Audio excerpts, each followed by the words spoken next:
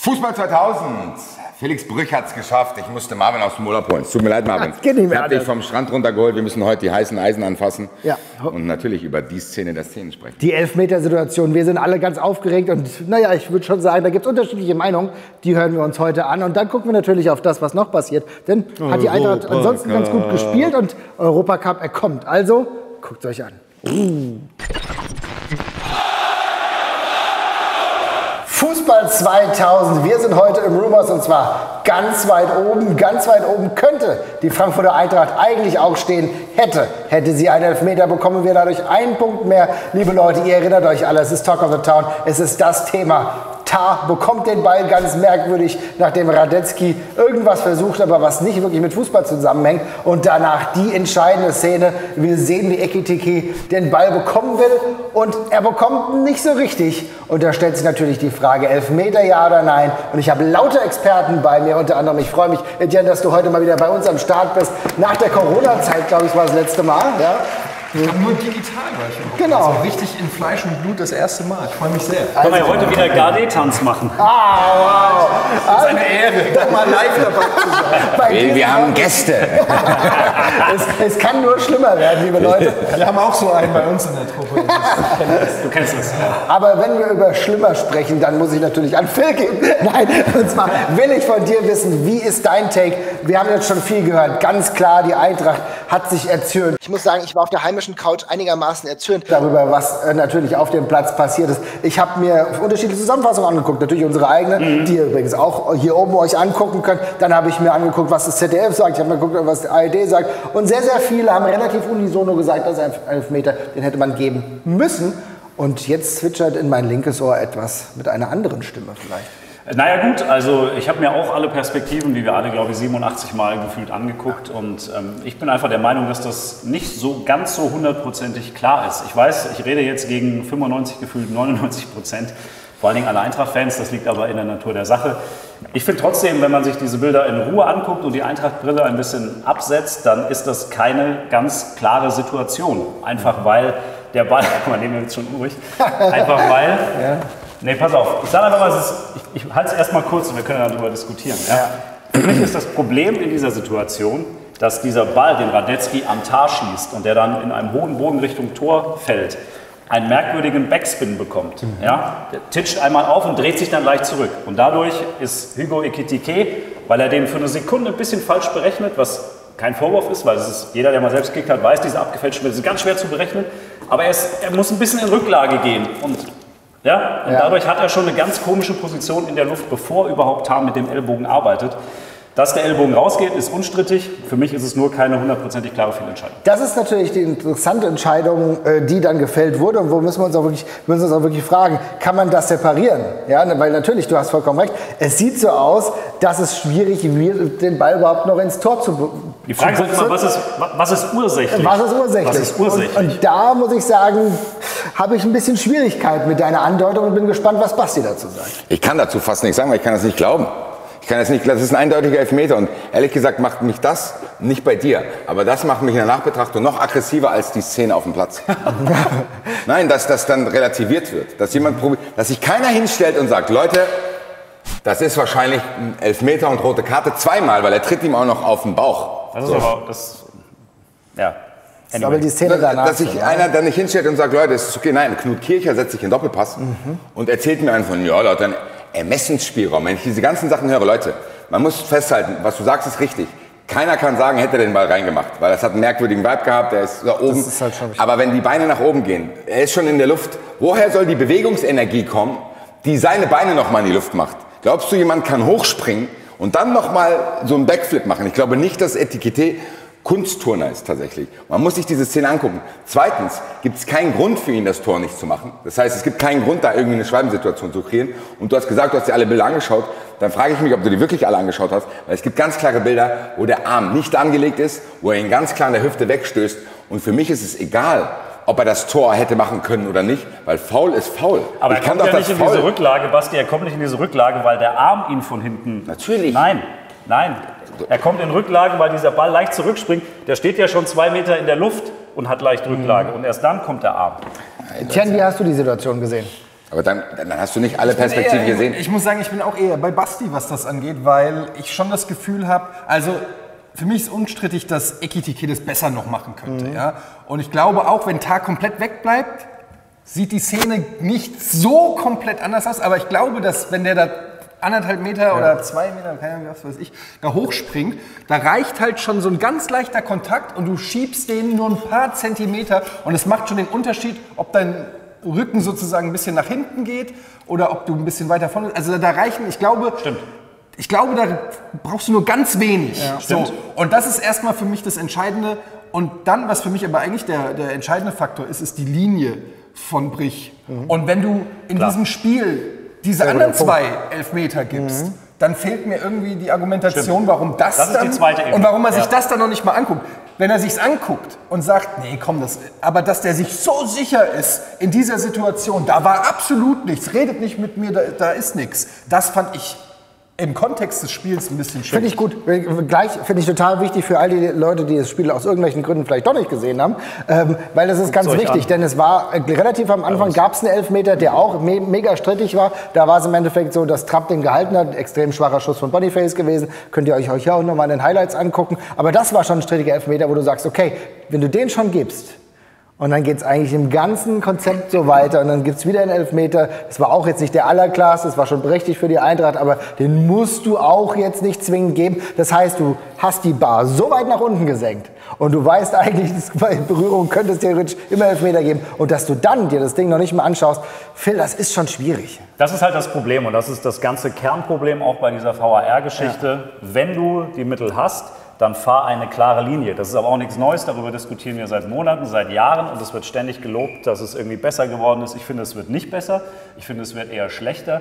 Ich finde, diese Willkür, mit der der VAR eingreift oder nicht eingreift, das ist das eigentliche Problem, weil du diese Vergleichbarkeit, weil du diese Fallhöhe nicht mehr hast. Und ich bin ganz bei euch, in der Summe der Entscheidungen, wenn du ihn zweimal rausschickst bei den ersten beiden Szenen, die gegeben werden, dann musst du ihn in dieser Szene auch rausschicken. Ja, das ist du schickst ihn nicht raus, wenn du es in den ersten beiden Szenen auch nicht machst. Das wäre eine klare Linie. Aber so wurde wieder keine klare Linie gefahren und es hat natürlich auch ein Geschmäckle, dass das eben hinten raus in der Nachspielzeit eine entscheidende Szene ist. Das kommt dann natürlich nochmal bei der Abwägung mit hinzu. Und das ist ganz klar etwas, was ich nicht verstehe und wo ich sage, wenn das so umgesetzt wird, mit einer solchen Willkür und ohne klare Linie, dann brauchen wir es auch nicht. Und das ist halt wirklich die Schwierigkeit, die ich übertrage, denn diese Willkür, die am Ende dann wieder ausgeübt wird, die führt dann dazu, dass der Eintracht am Ende doch wieder Punkte fehlen in großen Zeiten. Es führt vor allen Dingen, Marvin, zu einer fehlenden Akzeptanz bei den Fans. Das ist auch richtig, auf jeden Fall. Die fehlende Akzeptanz steigt ja immer mehr mit jedem Spieltag, an dem keine klare Linie gefahren wird. Ja. Und das ist das Problem. Das ist natürlich jetzt wieder die Eintracht ist wieder eine andere Geschichte. Aber du merkst bei den Leuten, die haben keinen Bock mehr darauf, dass es mal so ausgelegt wird. Und diese Schere geht immer weiter auseinander. Wann mal einer rausgeschickt wird. Es ist nicht nachvollziehbar. Genau. Nee. Keiner checkt noch, warum was gecheckt wird und was nicht. Ja. Und wann dieser Ermessensspielraum, das ist auch was, wo ich gedacht habe, ja, der hat da einen Ermessensspielraum, wo ich mir denke, wo kommt das denn? Was heißt denn Ermessensspielraum? Jetzt reg ich mich doch wieder auf. Was ist denn das? Also, der hat einen Ermessensspielraum, ob er den VAR, der dann überprüft, ob es ein Foul war, das kann kein normaler Mensch mehr nachvollziehen. Nee. Entweder du guckst dir es an bei einer Situation, die eventuell ein Tor bedeutet und darüber entscheidet, ob das Spiel verloren wird oder unentschieden. Das ist doch, oder nicht, dann lass die Technik weg. Aber das ist halt das Schwierige, weil wir wissen ja, VARs, es gibt ja durchaus auch so Videoentscheidungen, die unproblematisch funktionieren. Wenn wir beim Football gucken, dann ist es in der Regel oftmals gar kein Thema. In jeder Sportart funktioniert das, aber da funktioniert das halt häufig auch über die Challenges, über die proaktiven Challenges. Das hast du eigentlich inzwischen in jeder funktionierenden Sportart, ob es Mannschaftssportart ist, wie Football, wie Hockey, ob es Basketball, ob es in Individualsportarten wie beim Tennis ist. Du hast immer diese Challenge-Option, diese aktive, wo du entscheidest, da wird jetzt noch mal drauf geguckt und wo nicht irgendeiner, es ist ja völlig egal, ob ein Schiedsrichter auf dem Spielfeld sagt, ich habe das so empfunden, oder ob ein Schiedsrichter im Keller sitzt und sagt, ich habe das so und so. Das ist ja keine Verbesserung. Es ist ja trotzdem jemand, der damit de facto gar nichts zu tun hat. Aber ich lege meine Hand dafür ins Feuer, dass wenn Brüch, wenn du sagst, ja, wir challengen das, Brüch geht da nochmal hin und sagt, jetzt muss ich das abchecken. Check das ab. Ja, genauso wie ich gesagt habe. Der wird niemals seine Entscheidung zurücknehmen. Also das traue ich ihm nicht zu, dass er dann sagt, ja, ich habe es mir noch mal angeguckt, ihr habt recht, das war eine gute Challenge, ich habe da einen Fehler gemacht. Ich verstehe das, weil er hängt ja auch an seiner Entscheidung fest, die er ja beispielsweise auch bei dem ersten Elfmeter, der dann zum Glück nicht zu einem Tor resultiert hat, das war ja auch fragwürdig und das hat er sich ja angeguckt. Aber ich komme aus diesem Mantra nicht raus, dass ich meine Probleme habe, dass das eine sich angeguckt wird und das andere nicht. Basti, kannst du mich da irgendwie aus dieser Gefängnismühle befreien? Nein, ich halte das kaum aus, dass wir jetzt schon, ich halte das kaum aus, dass wir jetzt schon bei so einer Graubereich-Diskussion sind. Weil für mich ist das kein Graubereich. Für mich ist das ein klarer Elfmeter und eine rote Karte. Erstmal. Es gibt genug Einstellungen, die es zeigen. Er schubst ihn mit dem ausgestreckten Arm weg. Wie du es gesagt hast, in der Geschwindigkeit reicht es, wenn ich dich nur so anstupse. Das ist wie wenn du Fahrrad fährst und dann brauche ich dich nur ganz kurz anflacken, dann stürzt dieses Fahrrad um. So. Ja, klar. Und am Ende brauchen wir diese Diskussion gar nicht, wenn er einfach das durchzieht, was du sagst. Den ersten Elfmeter guckt er sich wie lange an? Keine Ahnung, 5 Minuten standen wir in diesem Auswärtsblock. Klar. Und dann hat er am Ende keine Zeit mehr, oder was? Ganz ehrlich, das funktioniert so nicht, weil das ist eine klare Fehlentscheidung. Dann kommt dazu, dass er sich's nicht anschaut. Gib mir wenigstens das Gefühl. Guck sie, mach wenigstens so. Mach wenigstens irgendwie demonstrativ so, dass du als Fan im Stadion das Gefühl hast, okay, das wird gecheckt, ich bin sicher. So, dann diskutiert von mir aus. Für mich gibt es da keine Diskussion, aber diskutiert von mir aus. Macht er nicht, er guckt sich's nicht an. So, was jetzt noch dazu kommt, ist die Ebene, die macht es am unerträglichsten. Das sind arrogante Leverkusen-Spieler, die sich da hinstellen und sagen, das ist ja clever verteidigt. Digga, dein Vater ist clever verteidigt, Alter. So, und dann kommt Knut Kircher und setzt sich in Doppel. Und du weißt genau, was passiert. Und du weißt in dem Moment, wo du in dem Auswärtsblock stehst, weißt du schon, ich habe es schon zu Hardy gesagt, du weißt genau, was passiert. Die werden das nicht zugeben. Es gab eine Szene, Jablonski hat das letztens mal gemacht, er hat gesagt, es tut mir leid. Fand ich aber ziemlich gut. Ja, so. Er hat gesagt, es tut mir leid. Habe ich falsch gesehen. Hier, Maxi Arnold, liebe Grüße an meinen Freund. Dann ist aber auch kein Drama drin dann. Siehst du, aber was passiert? Brüch äußert sich gar nicht und Knut Kircher setzt sich dahin. Und da mussten selbst die angesoffenen Doppelpass-Zuschauer lachen, als er sagt, hallo, Messenspiel. Und du denkst dir so, Digga. Ja. Ich finde das auch Digga, das ist wie, nochmal, das ist so wie wenn die Polizei dich erwischt und du hast das Geld aus der Bank in der Hand. Und ja, das sieht schon blöd aus jetzt für mich, aber das ist, und dann denkst du, nein, sag's doch einfach. Sag einfach, das war ein Fehler und die Eintracht hätte dort einen Punkt geholt, Punkt. Und diese Diskussion, das hast du auch bei X geschrieben, sorry. Du hast auch richtig geschrieben, dass das dümmste Argument ist, ja, der Sieg war ja trotzdem verdient. Was soll denn das heißen? Was soll das heißen? Sind wir jetzt hier beim Eiskunstlauf, wo man so Haltungsnoten vergibt und sagt, ja, wäre die ein bisschen besser gewesen, hätten wir den Elfmeter gegeben, weil dann würde das Ergebnis Sinn machen. Spielt gar keine Rolle. Ein unverdienter Punkt ist genauso wichtig wie ein verdienter. Und gerade gegen Leverkusen. Man kann nicht immer von verdienten Situationen sprechen, weil man muss schon sagen, manchmal ist es auch so, ist gerade das in der Saison etwas, was die Nuancen nach oben treibt. Wenn du halt mal einen Punkt in Leverkusen holst, wenn du halt mal, diese Negativserie durchbrichst, das kann halt viel Wirkung haben. Und das hat jetzt natürlich im Endeffekt nicht geklappt. Du wolltest noch was dazu sagen. Ich finde es einfach, ich bin total bei Basti, ich finde das immer so unsouverän. Das ist jetzt bei Knut Kircher einmal mehr, aber das ist so oft, sieht man das im Fußball, dass die bescheuertsten Aktionen noch irgendwie gerechtfertigt werden, weil man das rechtfertigen muss. Und ich wünsche mir dann auch, dass jemand einfach sagt, ja, haben wir Glück gehabt. Das kannst du ja einfach so sagen. Dir birgt der Punkt ja nicht nachträglich weggenommen und keiner wird dir sagen, du bist nicht loyal. Er hat zugegeben, dann ja, genau. Wir müssen jetzt noch mal aufs Feld. Ja, sondern einfach, sag doch einfach, du kannst es ja sagen, ja, strittige Situation, haben wir vielleicht ein bisschen Glück gehabt. Und dann wird jeder sagen, okay. Und dann ist das Thema wahrscheinlich schneller weg, als wenn du dich hinstellst und sagst, nö, hat er schon richtig clever verteidigt, da war überhaupt nichts. Und du weißt genau, wenn die Situation umgekehrt wäre, würden die ganz anders sprechen. Ich weiß, wir machen das auch. Ja. Ich wünsche mir das nicht nur bei anderen Vereinen, ich wünsche mir es generell für die Branche, aber am schlimmsten sind solche Schiedsrichter-Experten, wo ich das Gefühl habe, das geht schon immer so, dass die immer ihre Schiedsrichterkaste so krass in Schutz nehmen. Ja. Und bewirken aber damit das Gegenteil. Da will ich ganz kurz 2 Sachen sagen. Ich denke, es ist tatsächlich total gut, dass wir eigentlich nicht so oft bei Fußball 2000 über Schiedsrichterentscheidungen sprechen, weil das hält sich manchmal schon die Waage. Und es gibt Situationen, die für die Eintracht total eng sind, aber das ist halt so eine gravierende Situation. Und gerade was ihr beide gesagt habt, dass es im Endeffekt eigentlich noch ein bisschen eine Unehrlichkeit aus der Schiedsrichtersituation geht, das ärgert mich auch.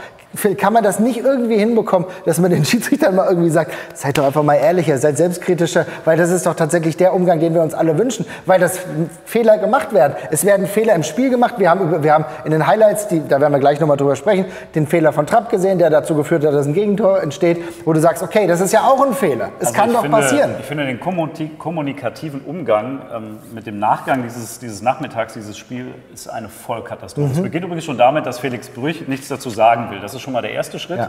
Das würde ich nicht durchgehen lassen. Also ich würde immer einen Schiedsrichter, wenn es kritische Entscheidungen gibt, dazu ermutigen, sich hinzustellen und dazu Stellung zu beziehen. Der nächste Schritt ist eben hier Knut Kircher im Doppelpass und solche Geschichten mit teils abstruser Argumentation.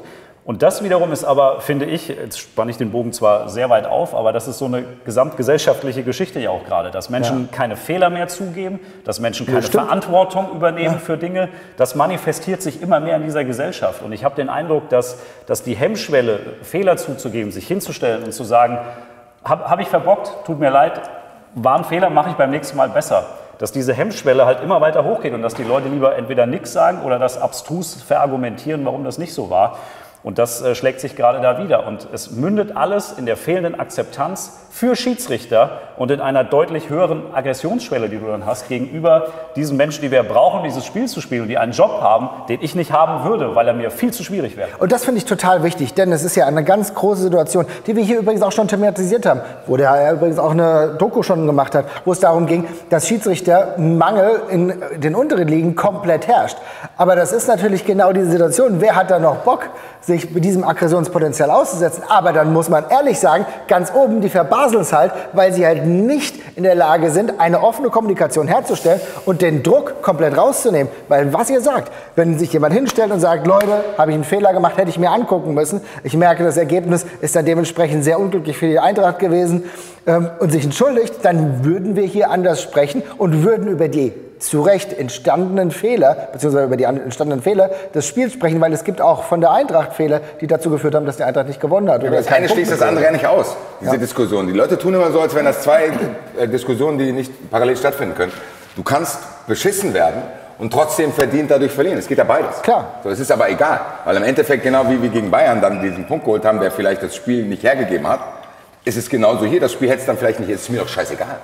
Ist mir doch scheißegal, ob es das Spieler hergegeben hätte, wenn das Elfmeter ist, das Elfmeter, gib mir den. Und das ist doch genau die Diskussion. Man kann das ja auch trennen. Aber nochmal, um die Schiri-Diskussion abzuschließen. Ich glaube, was Phil sagt, ist richtig. Und am Ende würde ich das sogar auf die Schiedsrichtergeneration übertragen, zu sagen, das, was in den unteren Ligen falsch läuft, siehst du jetzt halt oben. Dass da am Ende, wir reden ja bei Fußballern auch darüber, ja, Deutschland hat es verpasst, Stürmer auszubilden, Deutschland hat es verpasst, das auszubilden, Deutschland muss irgendwie im Jugendbereich irgendwie was ändern. Und das muss die Schiedsrichterei auch machen. Weil du hast das Gefühl, Felix Brich ist auch nicht der Einzige, der ist ja sogar noch einer der besseren Schiedsrichter. Ja. Aber Deutschland hat momentan keine gute Schiedsrichtergeneration. Und das ist auch nicht schlimm. Man kann es auch sagen. Deutschland hat momentan auch keine gute Stürmergeneration, muss man auch sagen. Tim Kleindienst wird nominiert und du denkst dir, herzlichen Glückwunsch.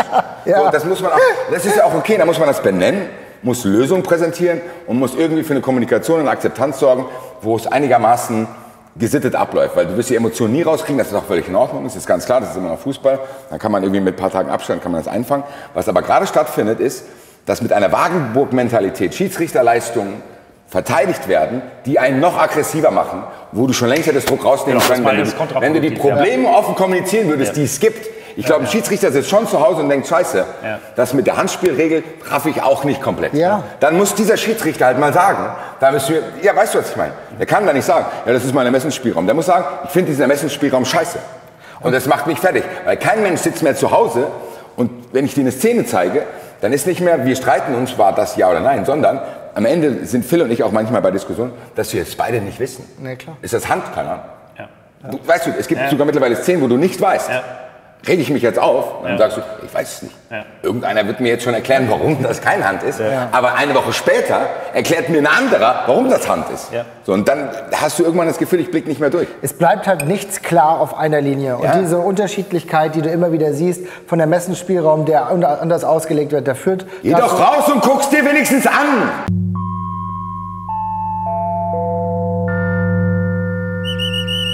Das wäre nicht schlimm gewesen. Liebe Leute, schreibt ihr mal in die Kommentare, was ihr dazu sagt.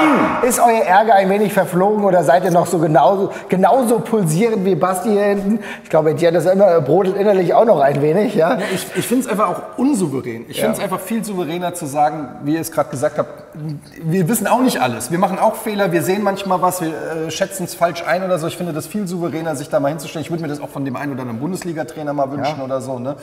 Und wir kennen das alle, wie wir uns auch über Floskeln bei Trainern oder so aufregen, wo ich mir denke, so, oder auch von Spielern, sagt doch einfach, ja, den habe ich erwischt, wurde nicht gepfiffen, habe ich Glück gehabt. Einfach so, passiert ja nicht. Verkauft doch nicht die Zuschauer alle für dumm. Wir sehen 20 Zeitlupen, wir gucken seit weiß ich nicht wie vielen Jahrzehnten Fußball.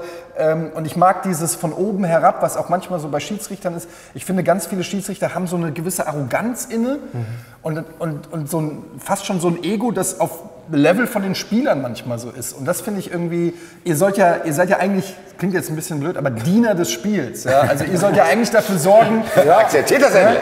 Ja, naja, aber ist ja so. Schwierig hin, Alter. Wieso kennen wir überhaupt so viele Schiris bei Namen? Aber das finde ich aber tatsächlich, aber Etienne, das finde ich total wichtig, weil tatsächlich ist es für mich früher immer so gewesen, dass es mir total egal war, wer der Name des Schiedsrichters war, weil er sollte im Endeffekt ruhig. Am besten ist, wenn du den nicht weißt.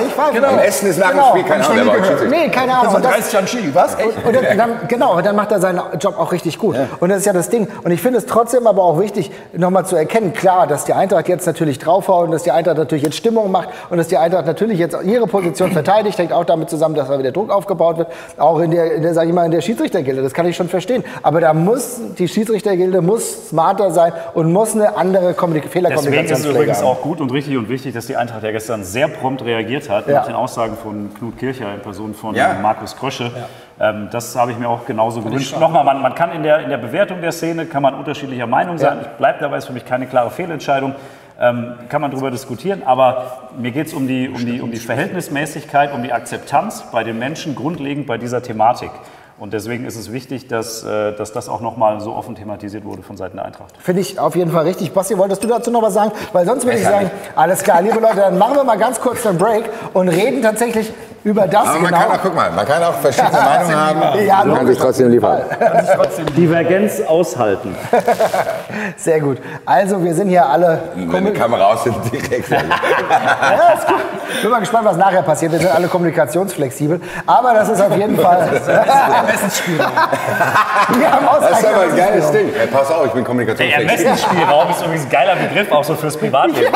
Ja, Schatz, ich weiß du, ja gut, aber Ermessensspielraum... Es ist 6 Uhr morgens. Ja gut, wenn ich nach Hause komme, da habe ich schon einen gewissen Ermessensspielraum. Auf Partys habe ich auch einen Ermessensspielraum, Schatz. Also der VAR hat sich auch nicht gemeldet. Gut, du warst nicht dabei, aber hey, Ermessensspielraum. Das ist nicht ganz eindeutig.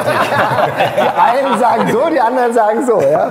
Also, liebe Leute, wo es auch wahrscheinlich verschiedene Meinungen drum gibt, ist natürlich, wie wir das Spiel fernab dieser Situation zu beleuchten haben. Denn da muss ich schon sagen, lieber Basti, habe ich das Gefühl gehabt, dass der ein oder andere Spieler an diesem Tag nicht an sein Leistungsniveau gekommen ist. Und ich glaube, wir müssen ein bisschen auch mal über die Aufstellung, natürlich Europacup reden wir auch gleich drüber, aber auch darüber sprechen, wen wir da in Zukunft eher sehen oder eher nicht. Also ich habe beispielsweise einen Ebimbe gesehen, der hat einen Elfmeter verschuldet, bei dem ich sage, es war vielleicht nicht wirklich ein Elfmeter, aber ansonsten ein sehr fahriges Spiel, ist nie wirklich in die Partie gekommen, hat vieles von seinen typischen Stärken vermissen lassen. Ist für mich leider einer der Spieler, wo ich sagen würde, da müssten wir ran. Hast du da noch jemanden oder hast du ein Gefühl, dass einige Spieler vielleicht gerade nicht auf Leistungsniveau sind? Nee, vielleicht bei den Einwechslern, die kamen, also mit Skiri und Shelby hast du irgendwie keinen Schwung gebracht, weil ich das Gefühl hatte, das sind zwei formschwache Spieler, die konnten dem Spiel jetzt irgendwie keine Wendung geben.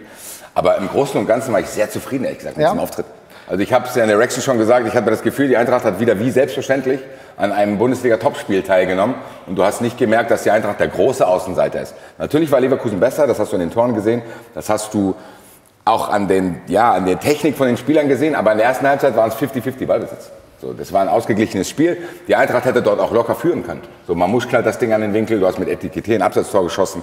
Also die Eintracht hat in Leverkusen mitgehalten und ähnlich wie beim Bayern-Spiel sage ich hier, gegen einen starken Gegner. Ja, klar. Bayern war bei uns stark und Leverkusen war an dem Tag auch stark. Ja. Das war kein fahriges Leverkusen, sondern das war Leverkusen, klack, klack, klack. Wir haben es bei dem Tor gesehen, was Andrich macht, Weltklasse. Alter Falter.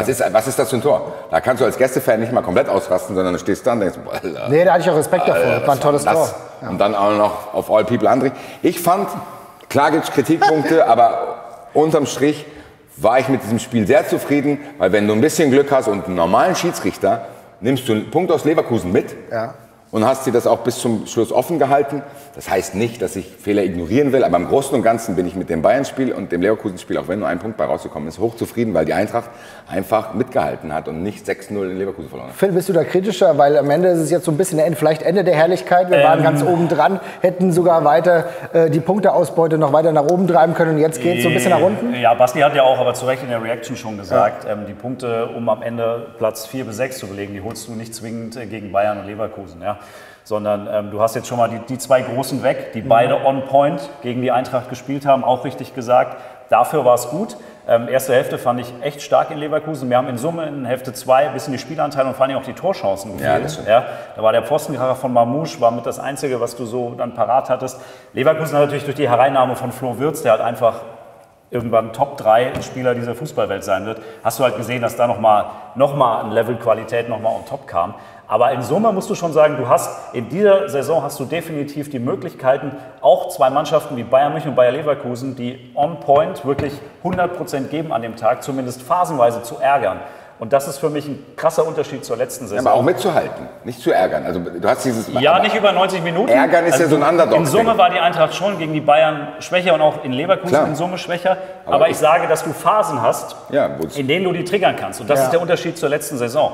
Und das macht mir tatsächlich wirklich Mut, weil du siehst, dass es keine Mannschaft mehr, die vom Gefühl her Platz 8 bis 12 ist, sondern schon eine Mannschaft, die Platz 4 bis 7 ist. Und das ist für mich vom Feeling her ein deutlicher Unterschied und ein Learning aus diesen beiden Spielen gegen diese zwei Top-Teams. Vom Feeling her ein anderes Gefühl auf jeden Fall. Ja, es sieht auf jeden Fall besser aus auch auf dem Platz. Wir sehen halt jemanden, Mamouche, herausragende Verfassung, die lässt er sich auch von anderen oder von solchen Spielen nicht nehmen. Bist du ähnlich positiv, wenn es darum geht, wie wir die nächsten Spiele bestreiten können? Ja, ich finde halt, dass das Leverkusen-Spiel war insofern spannend, weil es auch so für die Eintracht so eine Standortbestimmung war. Die Bayern waren noch sehr dominant, da hast du schon noch eine krasse Diskrepanz gemerkt. Und deshalb war es für mich interessant, weil Leverkusen ja gegen die Bayern auch sehr dominiert wurde von den Bayern. So. Und dann war ich schon neugierig, wie schlagen wir uns gegen Leverkusen? Ist es da schon ein bisschen ausgeglichener?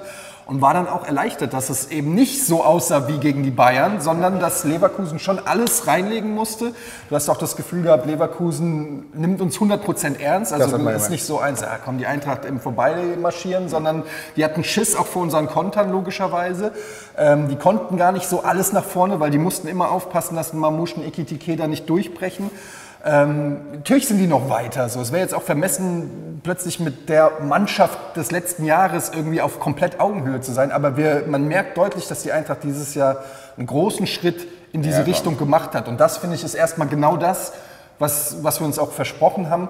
Noch ist bei der Eintracht immer sehr viel auch so von der individuellen Klasse. Ja, also es lebt sehr viel dann so von Einzelaktionen, wo ich das Gefühl habe, Leverkusen ist da vom Spielerischen her, sind die schon so ein bisschen weiter.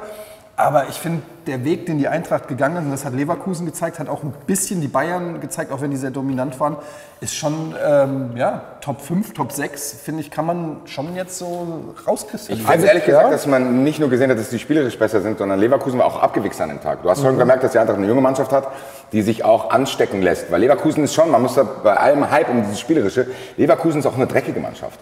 Also Leverkusen ist wirklich eine dreckige Mannschaft. Die kombinieren viele Elemente auf jeden Fall. Die sind giftig, die sind dreckig, die spielen am Rande der Legalität. Ja. Und das ist auch ein Punkt, den wir bei Felix Brüch zum Beispiel vergessen haben. Wir reden nur über diese eine Szene. Das war insgesamt eine skandalöse Spielleitung. Ja. Also wie Mario Götze da runtergezogen wird. Und du siehst es, er guckt genau da drauf und pfeift diesen Freistoß nicht. Dann gibt es auch Spieler, die vielleicht eine gelb-rote Karte hätten bekommen müssen. Das meinte ich mit dieser, Leverkusen ist nicht nur feine Klingel, sondern Leverkusen ist auch wirklich... Ja, die heizen, die machen den Schiedsrichter.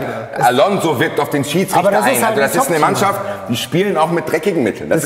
Genau, aber das ist auch ein Top-Team. Du bekommst nur als Top-Team alles hin, wenn du genau das auch so machst. Wenn du nur schön Spielerei machst. Und das ist vielleicht ein Learning aus diesem Spiel, dass die Eintracht da sich noch weiterentwickeln muss. Dass die sich halt nicht die Butter vom Brot nehmen lassen, weil sie halt wissen, okay, das ist nicht spielerisch besser, sondern die sind auch ein bisschen cleverer einfach gewesen, was vielleicht diese Zweikampfführung betrifft und mit was du halt noch straffrei davon kommst und was nicht. Ja, wie seht ihr das? Wie ist euer Gefühl nach dem Spiel? Seid ihr sauer jetzt unabhängig von der Elfmeterentscheidung oder sagt ihr, die Eintracht ist weiter auf einem guten Niveau? Und wenn wir über gutes Niveau sprechen, müssen wir auch... Sind wir direkt wieder bei mir? Ja, auf jeden Fall. Sind wir direkt wieder bei Phil. Ja, auf jeden Fall. Und da habe ich mir gedacht, lass uns noch mal ganz kurz auf Riga schauen. Ist ja jetzt das nächste Spiel am Donnerstag 18:45, glaube ich, geht es wieder rund. Der liebste Wettbewerb für die Frankfurter Eintracht, der Europacup. Und da ist es vielleicht so, wir müssen schon ehrlich sein, da gibt es einen Niveauunterschied. Riga ist jetzt nicht der stärkste Verein in Europa. Und, aber wir kriegen jetzt einen riesen Shitstorm aus Riga. Ja, jetzt kommen die ganzen Bots wahrscheinlich. Ich kann sagen, ich war schon mal in Riga. Ja. Das ist auf jeden Fall ein lohnenswertes Ausflugsziel. Auf jeden Fall. Ich kann wunderschön. kann nur einen Tipp geben, geht nicht mit unbekannten Frauen in Bars und lasst euch einen Cappuccino ausgeben, weil im Cappuccino ist dann auch ab und zu mal was anderes drin und die Rechnung fällt ein bisschen deutlicher aus. Oh, Phil, erzähl's aus deinem Leben. Okay, alles klar. Das ist, aber dass du das gemacht hast, das beschäftigt mich. Komm mit, ich gebe den Cappuccino aus. Leute, ich sag's euch, wie es ist. Wir brauchen eine Ü18-Version von Fußball 2000. Die alte Didi-Masche. Ich war jung. Nein, es ist tatsächlich so, das ist ein völlig unbeschriebenes Blatt. Also ich habe schon mal versucht, nach der Auslosung ein bisschen was über die rauszufinden und ich kam nicht weit. Ich weiß, dass sie jetzt in den letzten Jahren zweimal Meister waren. Ich weiß, dass sie etwas glücklich 2-2 gegen Gala gespielt haben jetzt am letzten Spieltag. Aber das ist aus Eintracht-Sicht ist das ein absolutes Must-Win, weil Lettland ist halt jetzt fußballerisch so, geht so. Ne? Und wenn du die nicht schlägst, dann kannst du auch am Ende sagen, let it be. Wow, sehr gut. Okay, alles klar. Also sehe ich ganz genauso, ganz klar, dass nach dem 3-3 zu Hause, dem Auftakt europäisch, du ja auch ein bisschen unzufrieden warst, nachdem du dir noch später 2 Stinger einschenken lassen. Für mich ist aber die Frage, die viel eher dahinter steht, sollte die Eintracht vielleicht ein wenig rotieren? Ich will noch mal ganz kurz euch was ganz kurz reingeben. Ich habe jetzt gemerkt, ich bin jetzt heute Morgen aufgewacht, habe in den Blätterwald, in den Frankfurter Blätterwald geschaut. Das haben wir schon.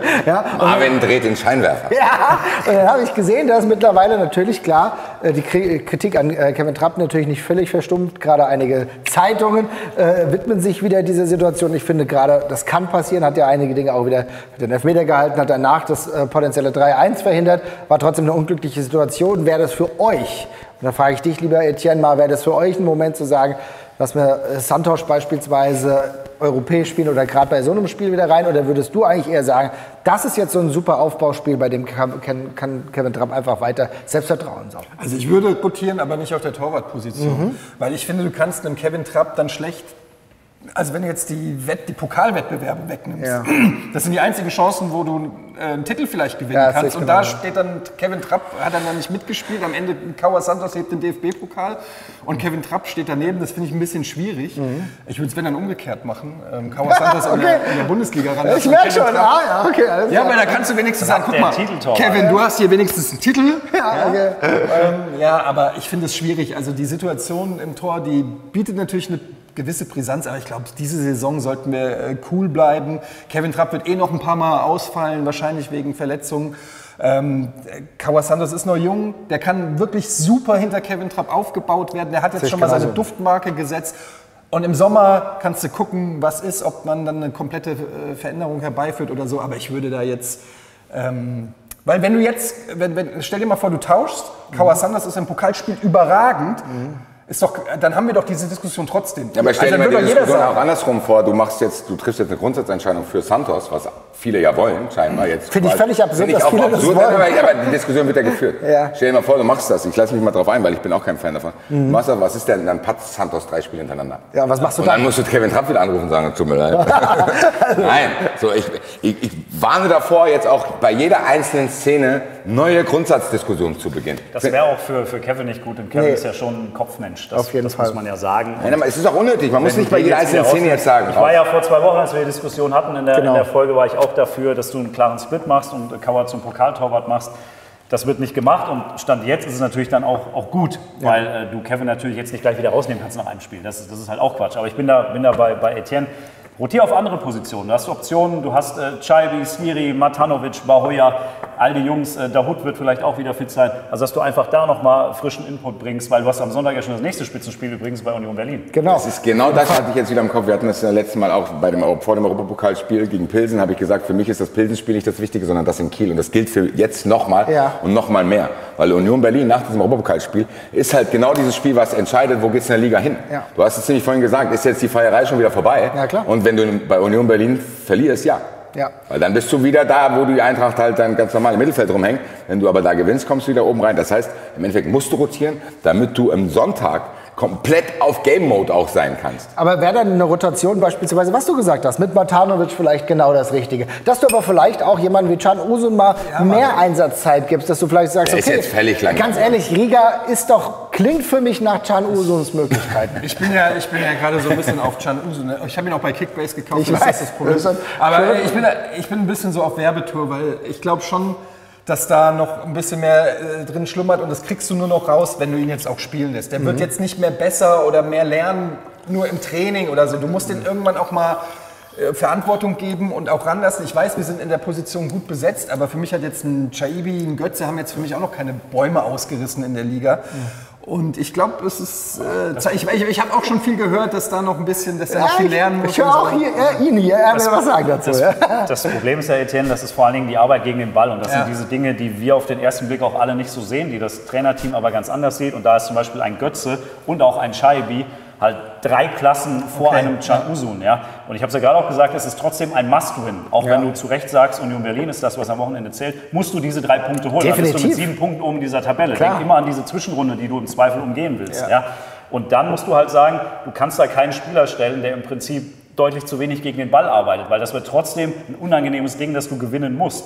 Ja. Deswegen wird Can Uzun, glaube ich, auch am Donnerstag keine Also größere Chancen auf jeden Fall für Matanovic. Ich kann mir vorstellen, dass der eine größere Rolle spielt. Hat das ja beispielsweise gegen Kiel dann auch gut gemacht. Und für mich ist es genau das, was du sagst, weil es ist ja natürlich so, Istanbul, das waren 3 unverhoffte Punkte. Mit denen habe ich nicht gerechnet. Aber die ganzen Heimspiele müssen zu Hause, wie gesagt, müssen einfach gewonnen werden, wenn du sicher in die nächste Runde willst und die Zwischenrunde auslassen willst. Ja, und ich glaube, das ist A und O. Dementsprechend will ich von dir noch einen Tipp. Wie geht's aus? Jetzt Riga? Ja. Ja, das wird schon 3-0. 3-0? 2-0. 2-0. Phil? 4-0. 4-0, klares Ergebnis. Ich bin gespannt, wer die ganzen Tore schießt. Ich sag 4-1, ein Gegentor gibt's immer. Liebe Leute, schreibt in die Kommentare, was ihr dazu sagt und dann sehen wir uns ganz bald wieder. Ciao, ciao.